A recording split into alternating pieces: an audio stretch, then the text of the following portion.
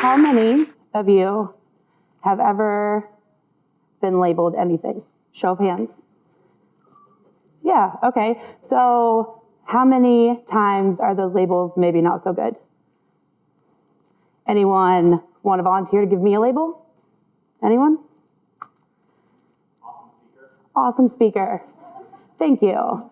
So, but what happens in our lives when those labels aren't so positive? How does this change a person's view of themselves in the long run?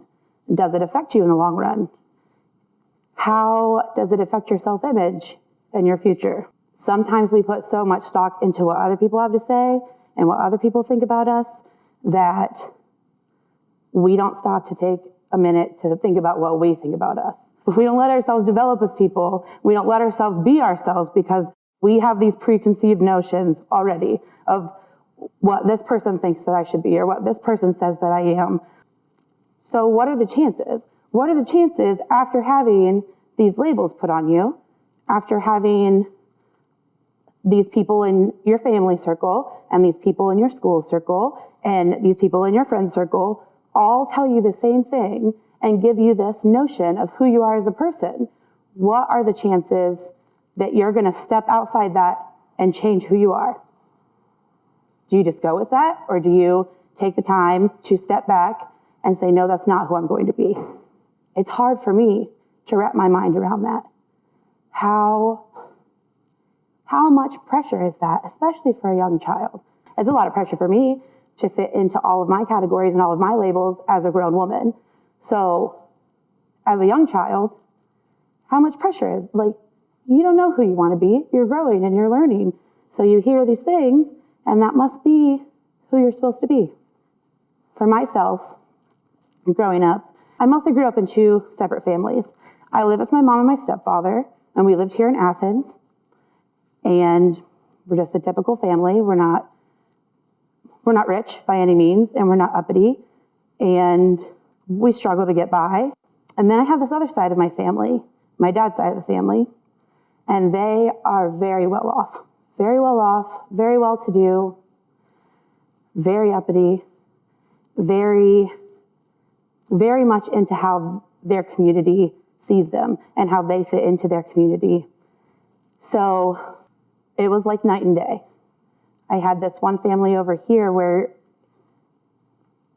it was normal. That's where I grew up. And so I was a daughter and I was a sister and I was smart and I helped take care of my brother. And then I have this other side of my family where it's just me and I had to mind my manners and wear my dresses and my bows, and there was no swearing. It was completely night and day. So I would be here and I would be one person, and then I would go here and I would be another person, and then I would go to school and I was always the smart girl. I was smart, I had good attendance, I was going to do great things. It was great. Those are three different people that I was trying to be before I was even a teenager. So do you even know who you are at the end of the day? When you lay down to go to sleep, do you know in your heart and in your soul how you feel about you, who you think that you are? Or are you just going through the motions of life, going off what other people are saying about you? When we're born, we don't know about hate.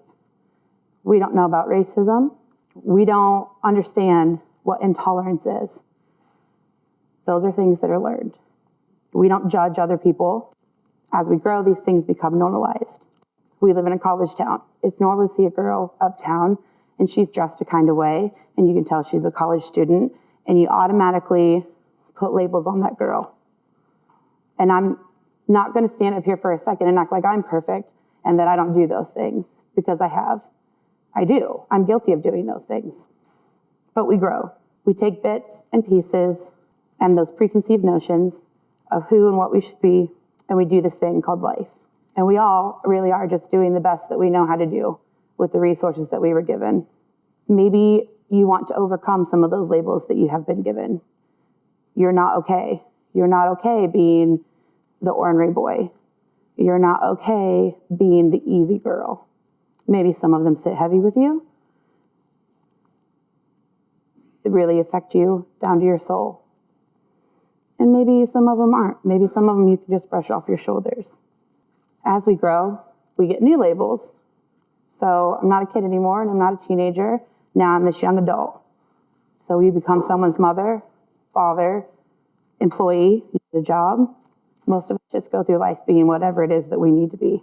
So what happens when you're going through life and you're being who you need to be and you're fitting into all of these different labels and all of these different categories and you make a mistake? What happens when you mess up so epically that you get, I guess in my head, what I think of a super bad label, and you don't fit into society's definition of what is normal? So, for example, when I was 18 years old, I got pregnant, and I was not married to my daughter's father. I was 18. We were just having fun. So here I am, I'm 18 and I'm pregnant, and that is not at all fitting society's norms. So I have this family over here I talked about previously, like prim and proper and wearing my bow and having my manners. And of course, they expect me to marry my daughter's father because that's what's normal. That is the category they think that I should be in. I should marry him and we should settle down and we should have a family. And then I have pressure from this side of the family, like, well, even if it's not for the same reasons, it's not because that's what looks good, that's what's going to be best for you, and that's what's going to work in your life. You should marry this man, you should settle down, and you should raise this child. And I'm over here thinking that for the first time in my whole life, I have a crush on this girl, and I'm pregnant. And that doesn't at all fit into what's normal with society. A young, unwed, teenage mother who wants to settle down with a woman and make a family in Appalachia, Ohio. So what do? Do I listen to all of these people who have defined my life and told me I was such a good kid and I was going to do this and I could continue to do this and fit into who they thought I should be? Or do I step out and listen to myself and do what I think that I should do? And that's what I did. But I did still try to be normal. I tried to fit society's normal. I stepped outside the box and I started seeing my partner, and we're raising my daughter. Even still, it's been 12 years. But thank you.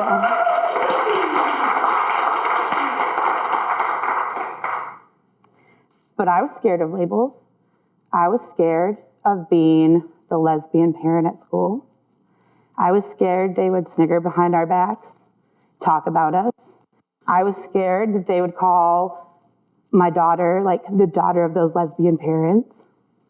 It's a very scary thing. These labels, they're just everywhere. They come at you from like every single aspect of your life, and some of them are terrifying. So I settled down. Did what I thought was normal. I made a family. I was someone's partner. I was someone's wife, and I was someone's mother, and I had a very good job, and I was the person they called when there was a crisis. If you need something done, call Keri. She's going to do it. It doesn't matter if she has been here for 50 hours this week. She's going to do it.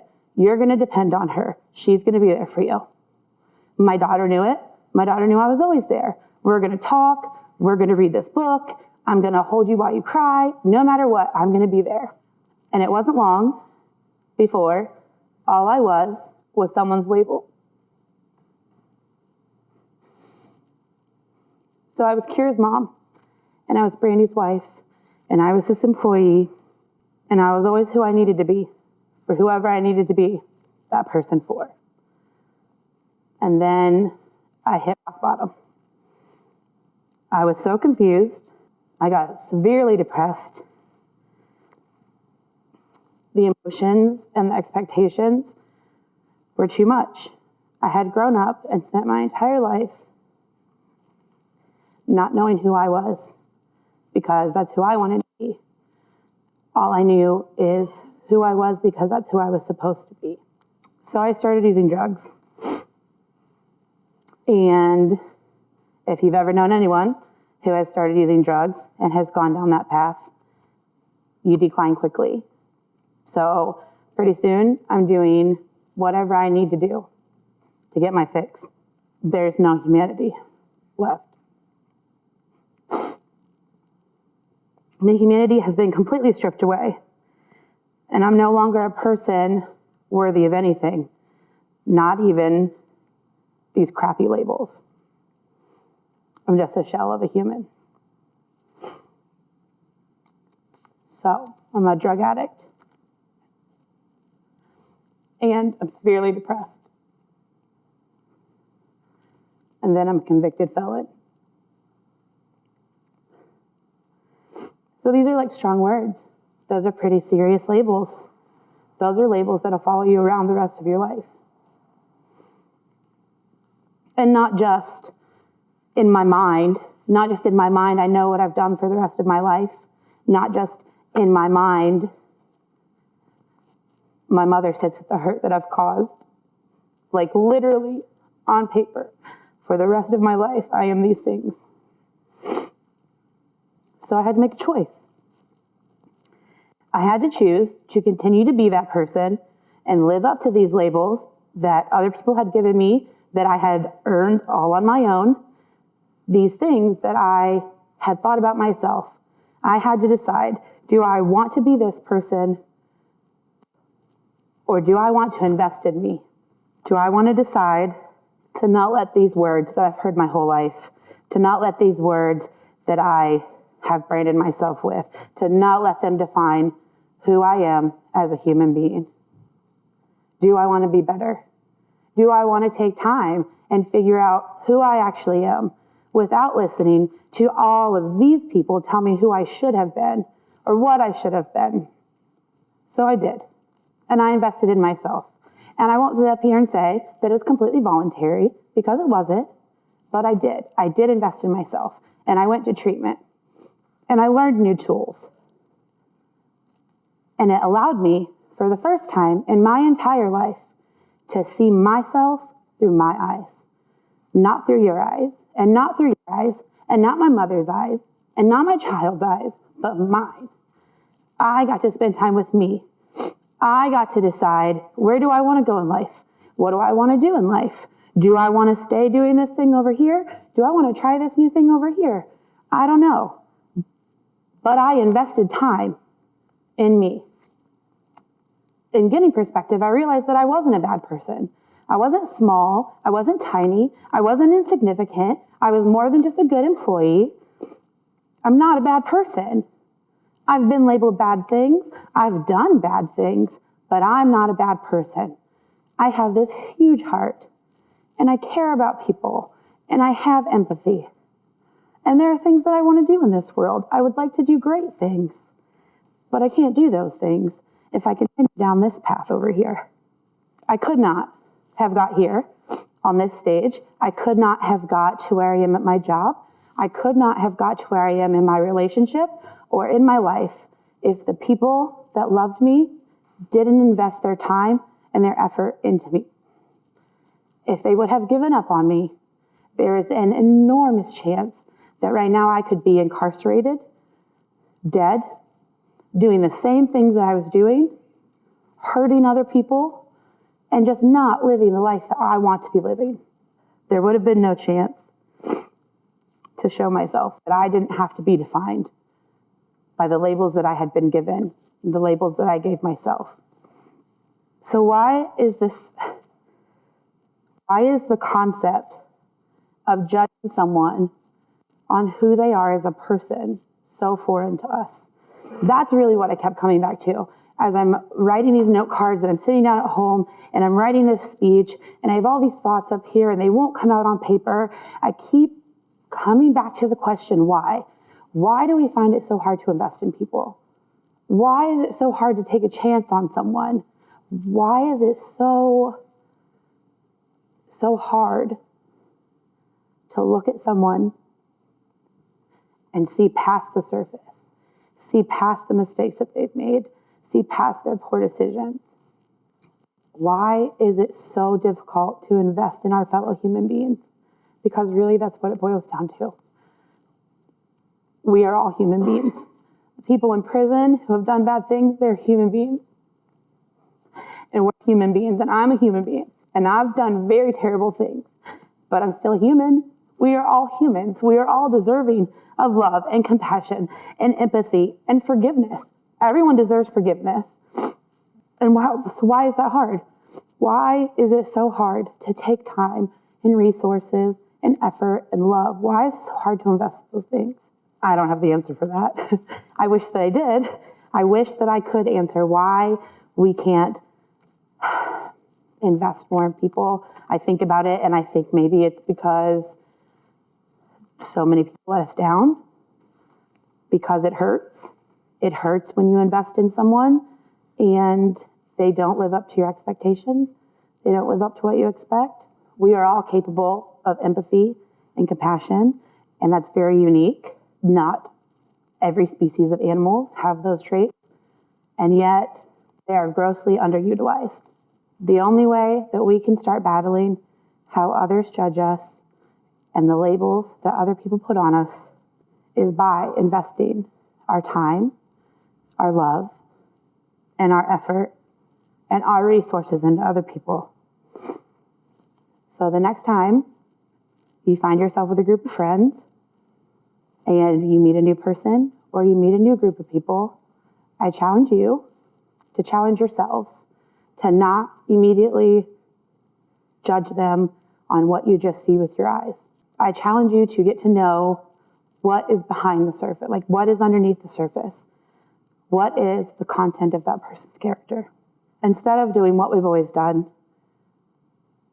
let's change it up a little bit and see if we get different results. So I'm going to leave you with this quote that came to my mind, was the MLK quote. Like, I hope that one day we can be judged on not the color of our skin, but the content of our character.